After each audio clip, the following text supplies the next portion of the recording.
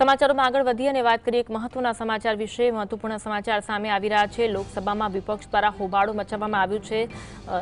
બંને સદનમાં વિપક્ષ દ્વારા હોબાળો મચાવવામાં આવ્યા હોવાના દ્રશ્યો વિપક્ષના સભ્યો એસઆઈઆર મુદ્દે ચર્ચા થાય તેવી માંગ કરી રહ્યા છે।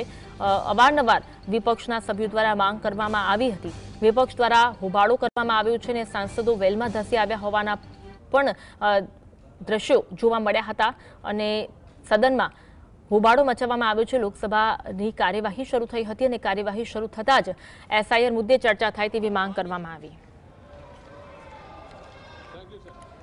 আজকে আমিও ধন্য যে বাঁকুড়া ডিস্ট্রিক্ট মৎস্য উৎপাদন কেন্দ্রে ওই রামসাগরে যেটা আছে সেটার একজন আমিও ওই পরিবারের অংশ এবং ওখানে থাকি।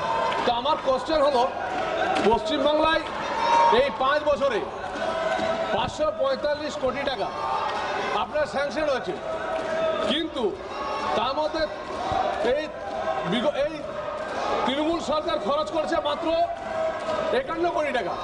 যে টাকা খরচ হয়নি সেই টাকা কি ডাইরেক্ট আপনার মৎস্য দপ্তরের ডিপার্টমেন্ট এবং মৎস্য দপ্তরের যে সংগঠনগুলো আছে, যে সমবায়গুলো আছে, সেগুলোকে কি সোজাসুজিভাবে সেন্ট্রাল গভর্নমেন্ট থেকে ওদেরকে ডাইরেক্ট পেমেন্ট করা যাবে? এবং এই যে রাজ্য সরকার খরচ করতে পারছে না, কারণ রাজ্য সরকার এখানে প্রতিদিন নাটক করে, রাজ্য সরকার এখানে খরচ করতে পারছে না, তার জন্য এই সমবায় গোষ্ঠীগুলোকে ডাইরেক্ট পেমেন্ট দেওয়া কোনো অপশন আছে কিনা, সেটা আমি মন্ত্রী মহোদয়ের কাছে আমার জিজ্ঞাসা।